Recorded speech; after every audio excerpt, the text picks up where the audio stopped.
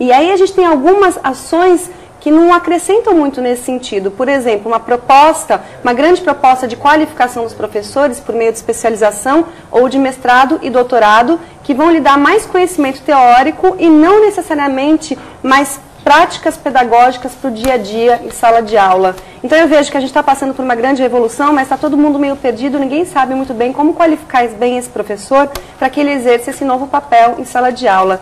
E aproveitando para comentar um pouco do fato de haver só mulheres na bancada hoje, isso já é um reflexo das diferenças entre homens e mulheres, né? Porque nós temos uma maioria de mulheres discutindo educação. Espera-se numa sociedade como a nossa que as mulheres é que discutam educação. Nós somos responsáveis pela educação, especialmente educação infantil. Por isso que nas universidades, esses cursos ligados à educação e à licenciatura têm maioria de mulheres. Ao passo que, quando discute-se política, nesse em qualquer outro espaço, a predominância de homens. Perfeito. Bom, sobretudo, quer completar alguma coisa, Helena? A colocação da Olivia, de fato, a formação inicial não dá conta de preparar o professor para toda essa complexidade, né? Essa formação, o professor, quando se vê em uma situação limite na sala de aula, ele busca referências naquilo que ele tem a maior experiência, que são nos seus bancos escolares. E aí ele reproduz uma educação que não dá mais conta dessa complexidade. Por isso que é tão importante essa formação continuada que ajude o professor não só a ter essa formação técnica, a aprimorar-se tecnicamente, como também uma formação ética, de um compromisso ético. Então é formar para o saber fazer e para o desejo de querer fazer o melhor.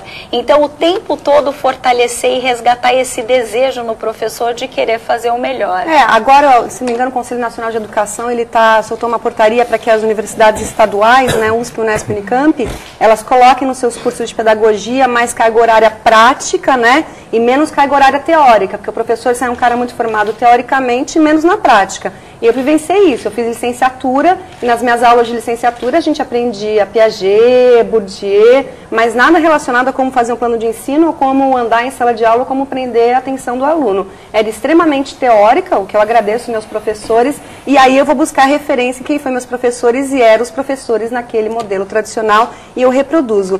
Mas como a gente consegue mudar isso? Como qualificar o professor para que ele consiga estar se adequando a essa nova realidade dos seus educandos? A fórmula mágica, se existisse uma fórmula mágica para isso, nós diríamos que a fórmula mágica ela está centrada realmente nessa formação e nesse acompanhamento. Então, assim, hoje em Santos nós temos 80 unidades municipais de educação, nós temos 30 mil alunos, além das conveniadas que nós temos, e a gente tem o privilégio de estar vivendo um momento em que a gente tem um prefeito que foi secretário da Educação do Estado de São Paulo. Então ele tem, e ainda é uma pessoa jovem, então ele tem um olhar muito carinhoso para a área da educação, o que nos favorece muito. Então essa formação continuada não se faz educação de qualidade sem parcerias. Não existe essa educação de qualidade. Então, hoje a gente tem parcerias muito importantes para a formação dos professores.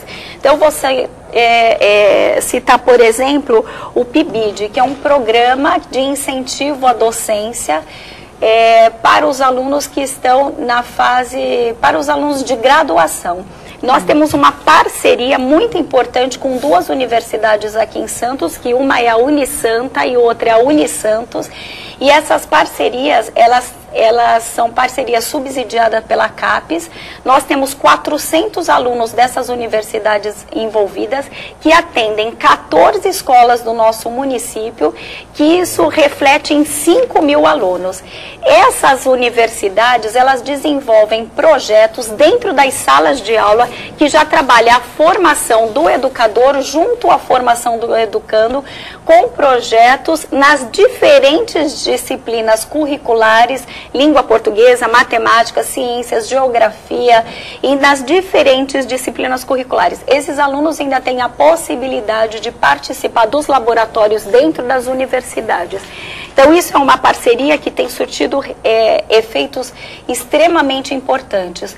Uma outra parceria que nós temos com uma instituição que é Parceiros da Educação. Esse Parceiros da Educação é uma instituição que capta recursos da iniciativa privada, e aqui em Santos a gente tem um incentivo do HSBC, que fornece formação para os nossos educadores na área de língua portuguesa e matemática. Nós temos 2 grandes institutos formando diretamente nossos professores, que é o Instituto Argento e o Instituto Matema, que eles têm nome muito respeitados na área de educação, dentro de uma concepção de educação que leva o aluno a refletir, a interagir com o conhecimento.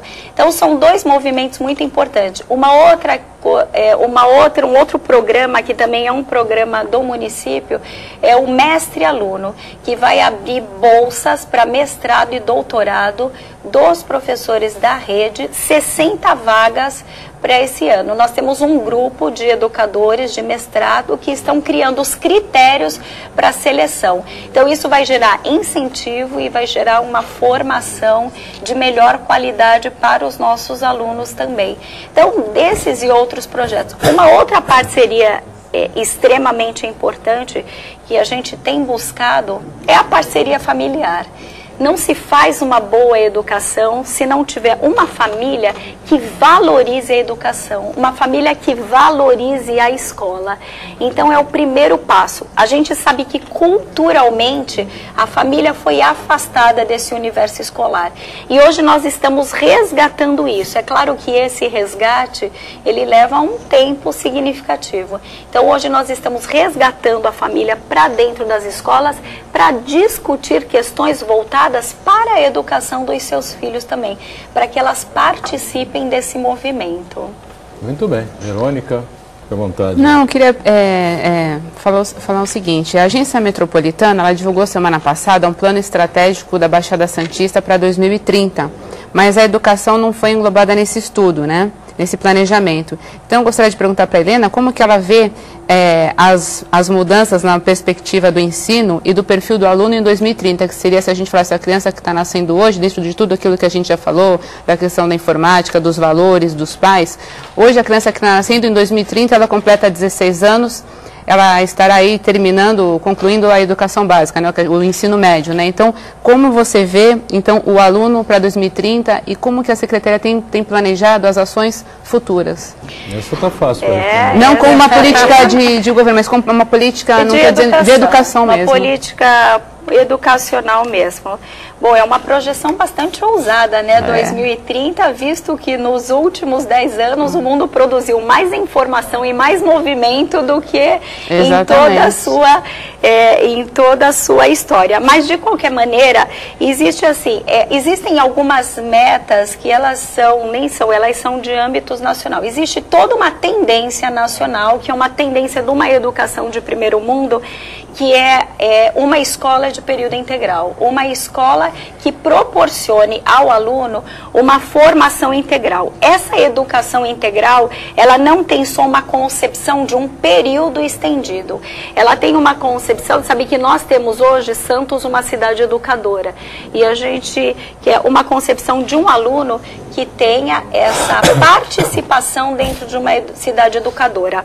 Quando a gente fala hoje nós temos 5.000 alunos atendidos do ensino fundamental que são atendidos numa jornada ampliada. Nós temos, desses 5.000 alunos, 6 escolas já atuam em período integral e os outros alunos são atendidos em núcleos que são equipamentos do município.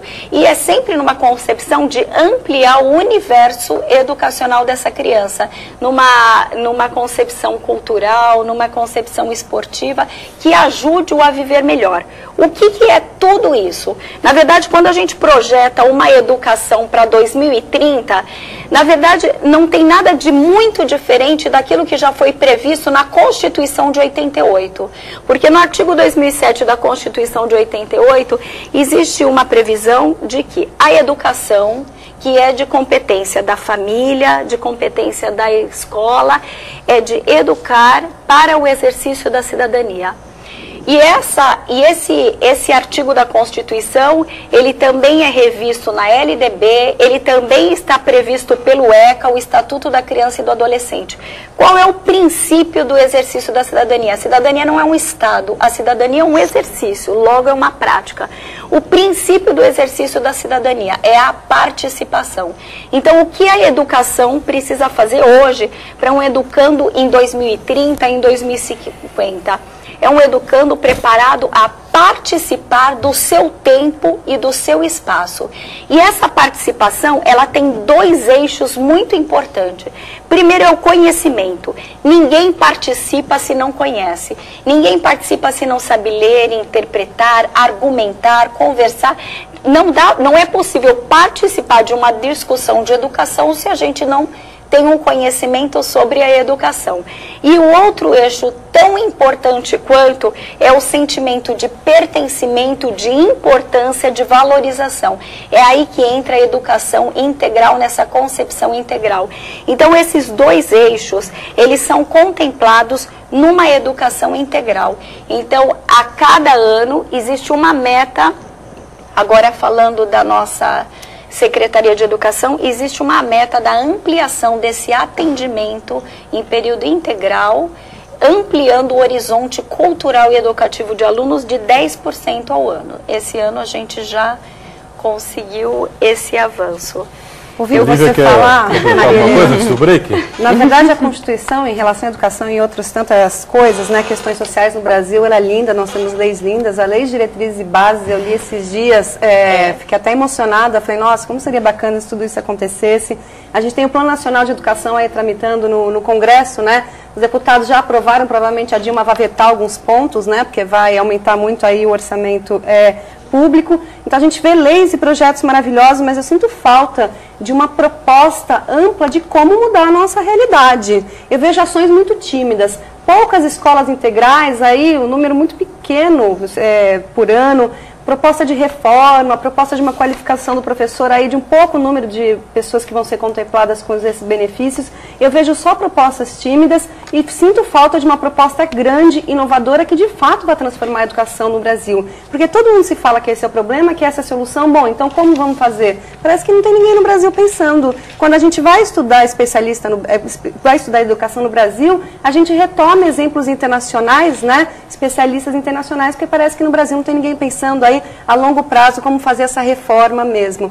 Como fazer para que os princípios de educação contidos nas nossas legislações de fato sejam concretizados no Brasil. Maria Helena, dá uma luz aí pra gente. Muito bem, a Maria Helena vai responder daqui a pouquinho, nós já esgotamos aqui o primeiro bloco, né? A gente tem que sair para um rápido intervalo, mas antes sempre com informação importante da Prefeitura de Santos, agora a respeito do Santos Jazz Festival, já que artistas famosos vão marcar a presença nesta terceira edição do festival, que começa na quinta-feira, dia 5, lá no Teatro Coliseu, uma homenagem ao músico César Camargo Mariano, que se apresenta ao lado da Orquestra Sinfônica aqui do município. O concerto começa às 9 horas da noite, em composições inéditas. Após a exibição, César Camargo Mariano vai autografar o livro Solo, no foyer do teatro. Lembrando que os ingressos para todos os eventos do Santos Jazz Festival são gratuitos. A retirada desses ingressos pode acontecer, ou vai acontecer,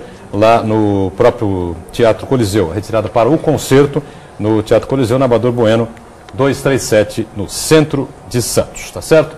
Vamos então para um rápido intervalo e voltamos já já com o Painel Regional Debates.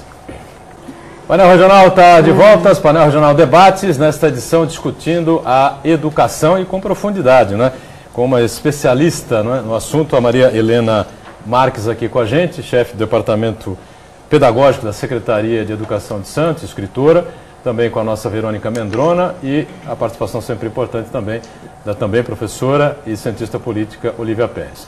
O telefone segue aí aberto para você participar com a gente, o Facebook também à sua disposição. Eu peço para a Olívia repetir aí o comentário final do bloco, rapidamente, né, para que a gente dê sequência aqui e a Maria Helena possa então comentar a respeito disso, discussão sobre como é que o dia que vamos pensar a educação no Brasil, sair dessa mesmice, fazer acontecer. Por aí, né, mais ou menos. Eu ouço muito debate sobre educação trazendo pessoas de fora, né? Então vem o cara da Coreia e conta a experiência dele de lá, vem o cara dos Estados Unidos e conta a experiência dele de lá. E tem gente estudando, né? Pensando em educação no Brasil, eu vejo poucas essas pessoas com espaço para discutir educação. A educação, a nossa, tem que ser discutida por nós mesmos pesquisadores. E a gente tem diretrizes ótimas a respeito da educação, né? Na Constituição, na Lei de Diretrizes e Bases, no Plano Nacional de Educação. Só que eu vejo propostas muito tímidas ainda, né? Pouquíssimas escolas integrais, um pouco de formação de professores. Eu queria saber como que a gente faz, né? Pensando num projeto amplo, grande, a médio e longo prazo, para que as nossas diretrizes, as nossas tão boas leis a respeito de educação se tornem concretas e a gente melhore o nível educacional no Brasil. Olívia, eu acho que o grande caminho é essa discussão continuada com proposta que contribuam para essa melhoria da educação. Quanto mais as pessoas falarem de educação, quanto mais isso tiver luz, mais a gente vai buscar caminhos para o enfrentamento dos desafios, transformando esses desafios diariamente em conquistas. Então, você colocou a questão da legislação, da LDB, do Plano Nacional de Educação. Eu penso que a legislação, claro, ela não garante, mas já é um conhecimento. Dentro da sua origem, o direito, né, ele nasceu para iluminar a ética. Então, aquilo que a gente não consegue incorporar como ética, pelo menos é algo que não pode mais voltar atrás. De alguma maneira, alguém foi lembrado, está lá registrado e não pode voltar. Dentro do Plano Nacional de Educação tem duas metas que são uma tendência nacional, que é a meta 2 e a meta 4, que elas tratam justamente da educação integral, porque é dar maior tempo para que a criança tenha um melhor aproveitamento. A educação integral, ele é um caminho, sim, para uma educação de qualidade, e a gente vê esse exemplo nas escolas de países de primeiro mundo. Porque a educação integral, ela garante, sobretudo, que a criança hoje, o adolescente, sejam protegidos de algumas violências que acontecem dentro da sua própria casa, violência essa que muito de nós não vivenciamos, porque nós não tínhamos acesso a um veículo de comunicação que trouxesse um mundo assim tão difícil de se ver. Os veículos de comunicação, eles trazem questões que colocam no jovem uma sensação de uma falta de perspectiva, de uma construção de um mundo melhor.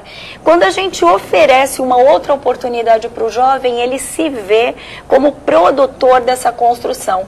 Porque é impossível hoje, a gente que tem os nossos filhos em casa, eles não estão protegidos dentro de casa.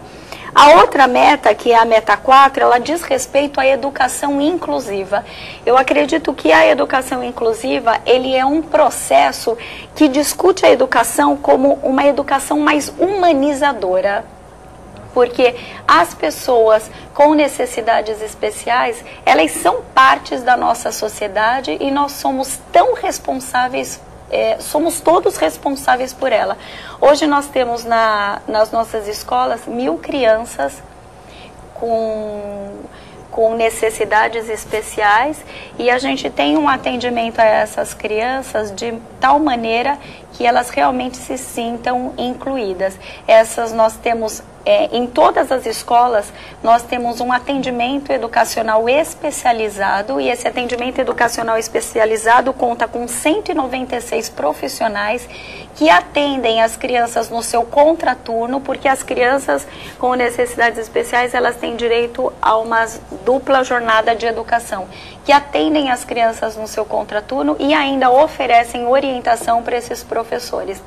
Ainda não é o suficiente, isso é muito novo, e a gente está com algumas parcerias muito importantes da Unifesp e até da Unisanta, pensando numa formação, numa pós-graduação voltada para isso. Isso tudo recai sobre a mesma questão, que é o exercício da cidadania, onde todos têm o direito à participação. E aí a gente vai na fórmula mágica que a Olívia pediu, né, Olívia?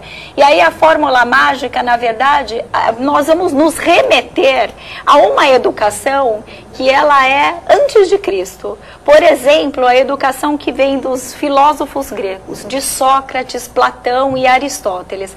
Aristóteles, por exemplo, a escola de Aristóteles, era construída de forma que no meio havia um espaço com um grande jardim onde as crianças podiam caminhar e podiam conversar e podiam discutir sobre questões referentes à sua essência humana, para que todo aquele aprendizado tivesse uma referência com a sua essência humana. Com a sua história, né? Com a sua história, tivesse uma relação, tivesse sentido, tivesse significado, porque tudo aquilo que tem significado agrega valor à vida, e tudo aquilo que agrega valor à vida nos ajuda a viver melhor. E aí nós nos remetemos a Sócrates, que é anterior a Platão, anterior a Aristóteles, e Sócrates era o filósofo perguntador. Então, é assim, é oferecer à educação, às escolas, um espaço para a troca, para o perguntar, para o diálogo. Nós temos um projeto em parceria com o Fórum de Santos, que ele está contemplando hoje 9 escolas, que é o projeto Justiça Restaurativa. Esse projeto está trabalhando com a formação de professores justamente nesse princípio, o princípio de círculos restaurativos, em que trabalha a questão dos conflitos, de como lidar com esses conflitos. Bom, mas aí a gente fica pensando numa fórmula mágica, ainda assim, né, Olivia? Você não está satisfeita, você acha que tem mais alguma coisa que a gente pode contribuir? Acho que sim, até porque... E aí, eu li, coincidentemente, essa semana, saiu na Veja uma matéria do Cláudio de Moura Castro, que foi no dia 24 de maio, e ela foi um levantamento que foi o resultado de educadores de grande renome, considerados como os melhores educadores, educadores conceituados que são referências para a educação. E esses educadores disseram o seguinte, que o que a gente precisa hoje é algo simples. O simples, ele não é fácil. Simples não é sinônimo de fácil. Que é resgatar metodologias e práticas em sala de aula que façam referência, que gerem motivação. E motivação, segundo um educador chamado Yves Delatale, o Yves Delatale é um educador que ele é da USP São Paulo, apesar dele ser francês, ele é naturalizado brasileiro há 30 anos, ele define a motivação como a soma do interesse com a curiosidade. E aquilo que gera interesse e curiosidade não precisa ser necessariamente o tablet de última geração, são coisas simples que levem o aluno a querer voltar para a escola no dia seguinte, a querer conhecer melhor aquele assunto. E ainda o educador Yves Delatale, que ele tem uma pesquisa voltada para a educação, ele diz o seguinte, que a motivação, o que gera uma educação de qualidade, é a motivação junto com o modelo. Porque nós precisamos de ídolos, nós precisamos nos espelhar. Nossos professores, nossos educadores precisam ser modelos, precisam ser exemplos. Porque no começo foi até colocado, né, nós conversamos o quanto os valores estão invertidos, estão se perdendo. Na verdade, eles não se perdem. Os valores, eles se ressignificam no tempo e no espaço. Nossos pais, nossos avós não educaram nossos pais com a mesma base de valores que nós educamos nossos filhos. Então, os valores, eles vão se ressignificando. E ninguém vem ao mundo com valores invertidos. Os valores são frutos do nosso tempo e do nosso espaço. Logo, se a gente ouve dizer que hoje os jovens, os adolescentes, as crianças estão sem limites, eles são frutos de um modelo adulto também sem limites. Exatamente. Eles assistem esse modelo em casa hoje com muito mais facilidade. Assistem em casa, assistem nos veículos de comunicação, uma falta total desse modelo. Existe uma definição para a educação. Que não dá para dizer se pior ou melhor. A gente conversava antes do programa, né? A Olivia colocava que a gente tem uma tendência a dizer que o de antes, do passado, era sempre melhor do que acontece hoje, né? Mas não dá para ter essa avaliação, porque A avaliação que a gente faz normalmente é que o mundo está mais violento, não é? Os jovens estão menos respeitosos, enfim, e a coisa está cada vez pior em relação ao que era antes, né?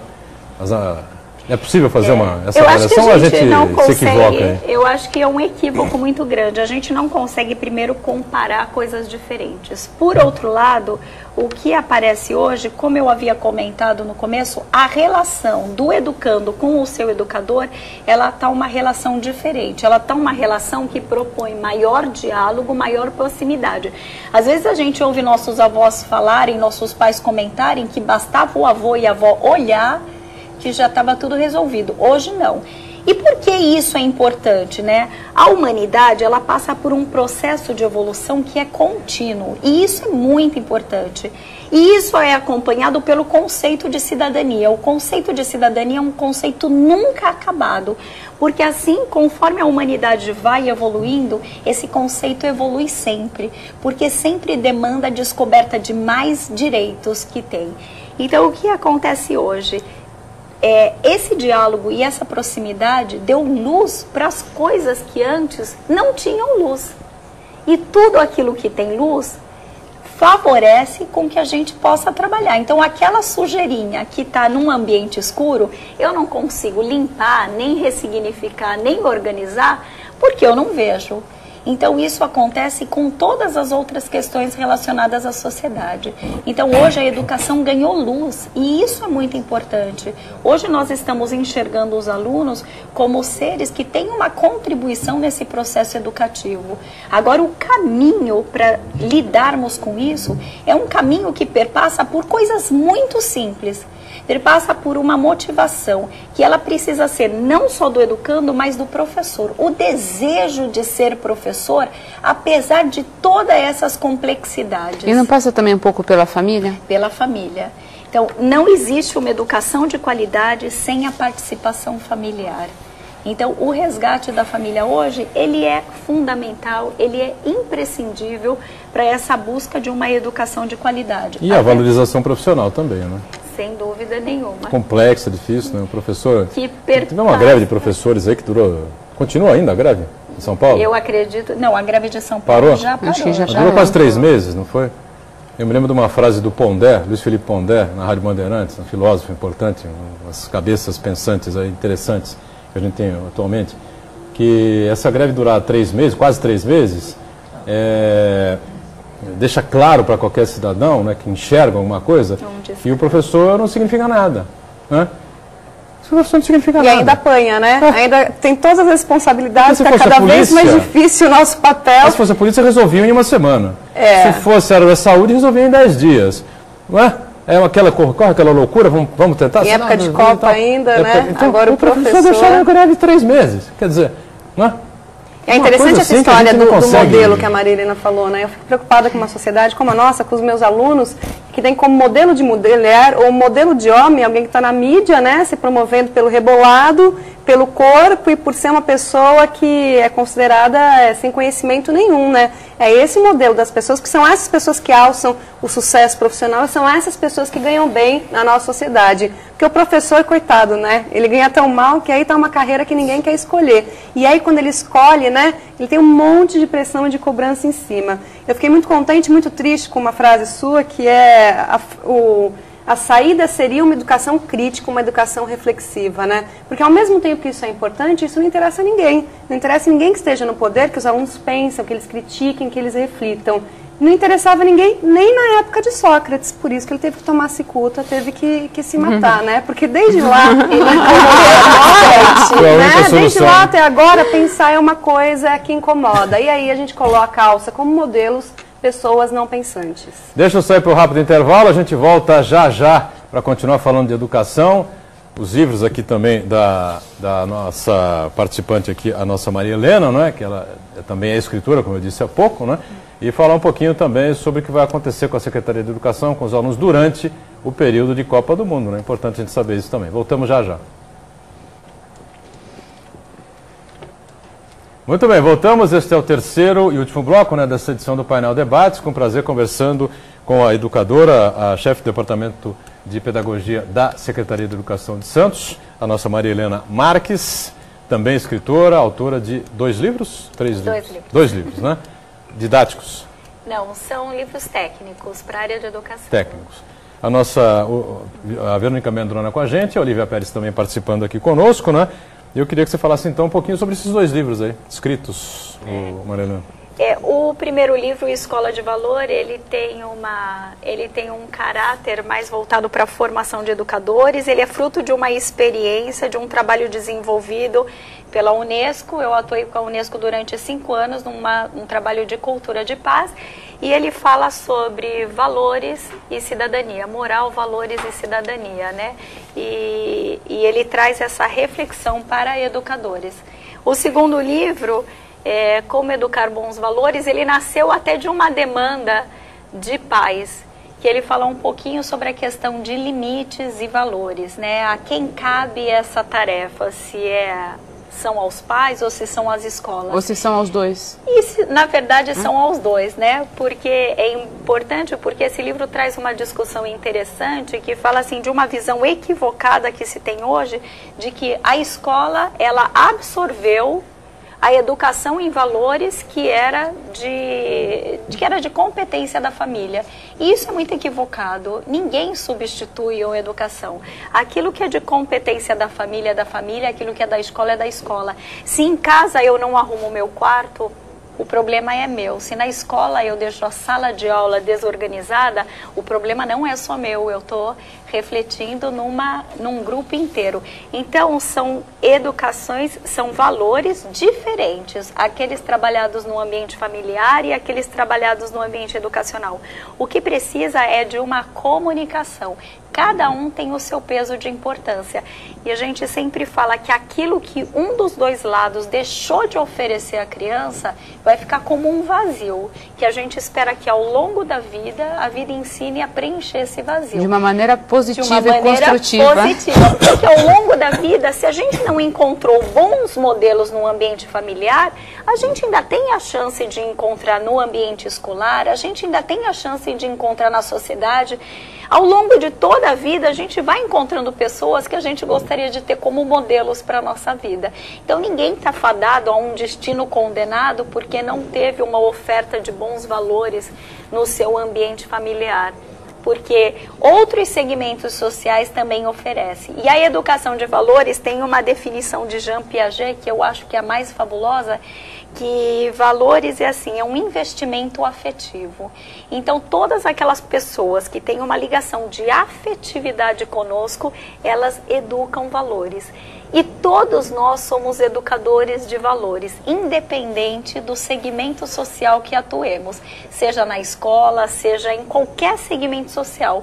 Porque, segundo Antônio Carlos Gomes da Costa, o Antônio Carlos Gomes da Costa, ele é um educador falecido em 2011, ele foi um dos redatores do ECA, e eu tive a oportunidade de trabalhar com ele num trabalho desenvolvido pelo Instituto Ayrton Senna. Então, ele é uma pessoa que ele vive aquilo que ele divulga mesmo, que é muito importante. Que ele prega, ele exerce na prática. Que ele exerce. E aí ele dizia justamente isso, desses investimentos afetivos e do quanto todos nós somos educadores. Até porque nos comunicamos.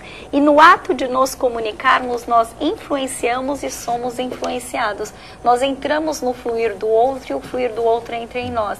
Então, nós contribuímos para essa mudança. Então, esses 2 livros, eles trazem essa reflexão, um mais voltado para professores, outro mais voltado para pais, dessa educação de valores, que é algo que nunca cai de moda. E, querendo ou não, todos nós educamos valores. Nunca está a cargo do outro, está a nosso cargo. Perfeito. Queria aproveitar esse espaço, só para a gente acabou falando sobre outras coisas, é um assunto que eu gostaria de tocar. Santos tem uma situação um pouquinho diferenciada, falando um pouquinho da rede agora, em relação à participação da rede privada no ensino. Então, na creche, na pré-escola e de 5ª a 8ª, prepondera o ensino, a rede privada, vem a rede privada em primeiro lugar, né, com maiores matrículas e tudo mais, né. Ao passo que a prefeitura, né, o ensino municipal, ele está presente de forma preponderante de 1ª a 4ª, né, nos anos iniciais. Né? Você falou que a questão que é uma situação privilegiada, até acho que tem um pouco de pressão menor no sentido de matrícula, de abrir creche e tudo mais. Você falou uma coisa muito importante, indiscutivelmente importante, essencial, que é a educação integral. Mas a gente vê que, por exemplo, no ensino, especialmente de 5ª a 8ª, ainda tem 7.500 alunos nas mãos do Estado. A Prefeitura pensa, como é que pensa essa questão? Pensa a questão de avanço da municipalização de 5ª a 8ª e como pretende avançar na municipalização e, ao mesmo tempo, avançar no ensino integral, ao que passo que a equipe da Secretaria vê essas iniciativas?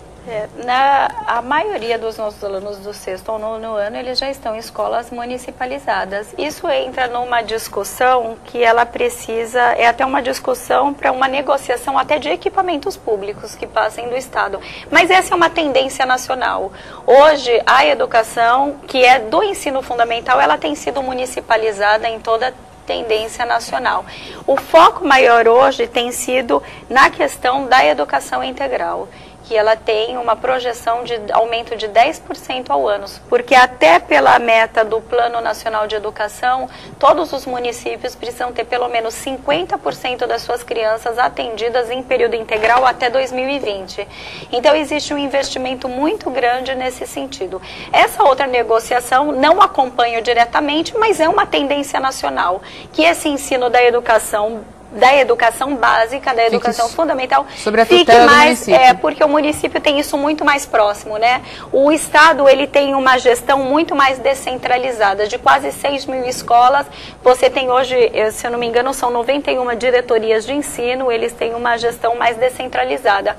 Eu acho que é até mais cômodo, inclusive, para os pais, que essa gestão esteja a cargo do município. A Verônica tocou um pouco na questão das creches, e é esse assunto que eu queria retomar, né? A gente tem uma deficiência de vagas de creche em toda a Baixada Santista, para não falar no resto do Brasil. Eu tenho a impressão de que meio que o Estado se desobriga. As pessoas da sociedade em geral acham que é função da mãe ficar com a criança e não vou ter que oferecer, então, creche para todas as crianças, pelo menos não nessas idades iniciais, e ao mesmo tempo a mulher que quer trabalhar, precisa trabalhar e não tem com quem deixar a criança. Será que é um problema que tem solução, Maria Helena? Ou será que quanto mais cria-se vagas, mais essa demanda reprimida aparece e mais as mulheres querem ir trabalhar e isso fica uma bola de neve sem fim, né? E vão fazendo filho e vão deixando. Porque é um problema que eu ouço falar há muito tempo, né? Em todas as prefeituras há esse problema. Será que vai conseguir zerar aí essa demanda por vaga em creche? Você sabe que é uma demanda que eu acredito que ela vai sempre existir, porque as crianças vão sendo reproduzidas geradas sempre. Ela vai ser, mas nós hoje em Santos atendemos, existe uma meta também para 2020 que todos os municípios atendam pelo menos 50% de todas as crianças de 0 a 3 anos. Nós temos hoje um atendimento de 56% dentro das nossas creches de atendimento. E dentro da região a média de 37%. Então, eu acho que só Santos e Itanhaém tem essa média que já atingiu 2020. Porém, a gente lida com a demanda, a gente não lida com o atendimento, até porque aquela mãe que não trabalha, ela tem o direito de estar com o seu filho de 0 a 3 anos. Isso é uma opção da família, colocar ou não a criança na escola de 0 a 3 anos na creche. Então, o que nós temos hoje, nós ainda temos uma demanda reprimida, porque nós temos 49 equipamentos que atendem educação infantil. E nós temos ainda quase 40 entidades conveniadas que também atendem. Então, a demanda da educação infantil, essas entidades conveniadas são subsidiadas também pelo município e eles recebem todos os benefícios que os alunos da educação municipal. Mas, mesmo assim, nós ainda temos uma demanda reprimida de 196 crianças dentro do nosso município que não tem. Então, existe uma verba que é do Pró-Infância, uma verba do Pró-Infância, que é uma verba federal, que vai prever a construção de mais 7 creches para o atendimento dessa demanda. Essa demanda, ela está principalmente localizada aqui em Santos, na Zona Noroeste. Para esse ano, nós estamos atendendo uma demanda aí no Caruara, que é a zona continental, a área continental da cidade, que nós estamos abrindo 38 vagas na Escola Monte Cabrão, com abertura de 4 salas de aula. E lá a demanda hoje é de 18. Então a necessidade é de 18. A gente já está prevendo que isso amplie, vai ampliar para 38. Mas assim, todos os investimentos, todos os esforços para colocar essas 195 crianças dentro da escola tem sido. Nós temos um departamento lá na secretaria, que é o departamento de planejamento, que eles visitam as escolas até para repensar os espaços dentro das próprias escolas para acolher essa demanda. Mas nós temos ainda todos os esforços estão indo em cima. Nós não temos nenhuma outra demanda reprimida a não ser a creche.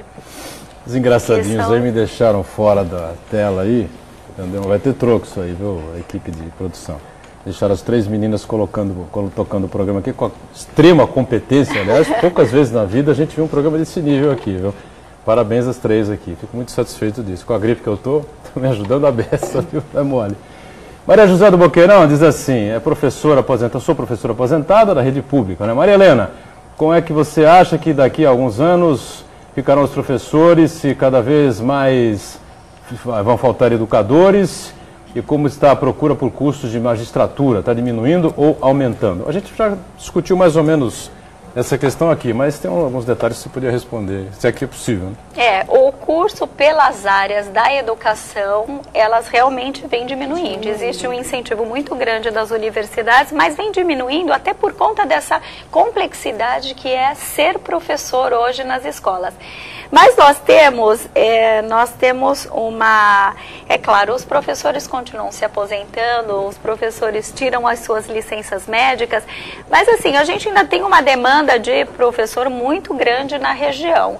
Nós estamos fazendo, agora no domingo, a gente tem farão a prova 3.022 professores que se inscreveram num processo seletivo, que vai ser uma prova que vai atender emergencialmente, que vai atender emergencialmente 43 vagas para professores da educação infantil, que é o que nós precisamos emergencialmente, porque o nosso concurso para a educação infantil, ele foi todo liquidado, a sua lista de aprovados.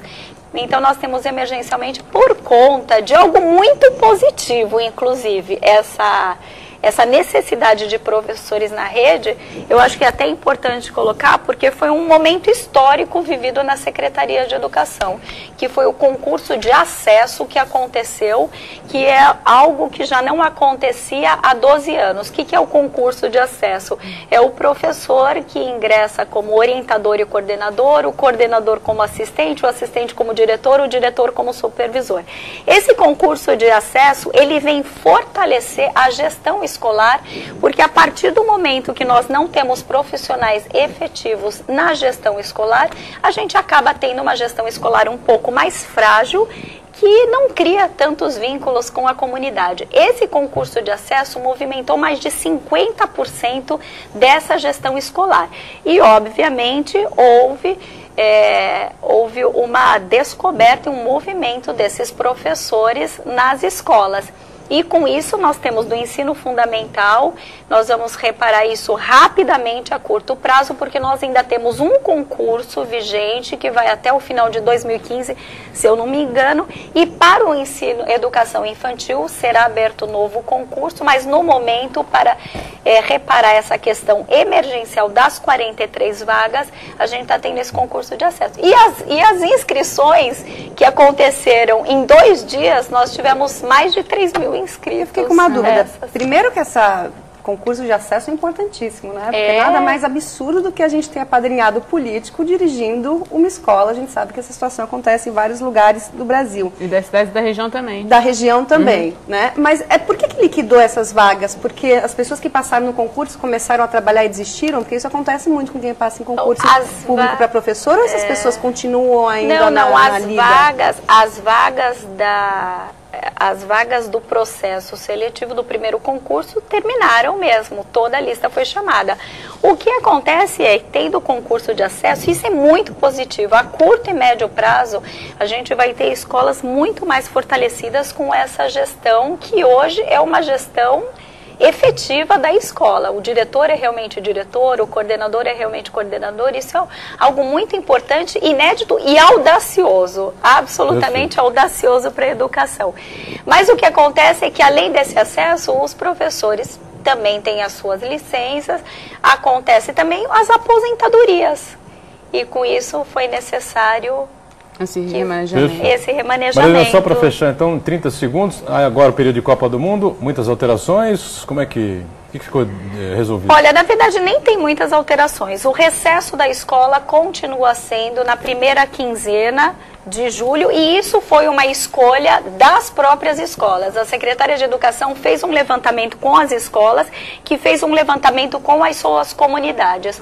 O que vai mudar é que nos dias em que o Brasil joga, as crianças sairão 2 horas antes.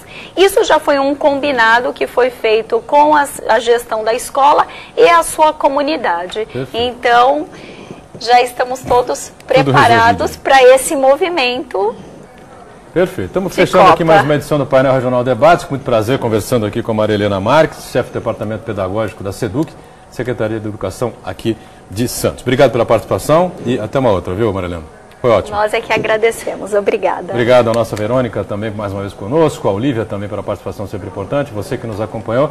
Painel Debate segunda a sexta, a partir da 1h30 da tarde, reprise 8 da noite, um pouquinho mais na frente, Painel Regional às 22, tá bom? Tchau.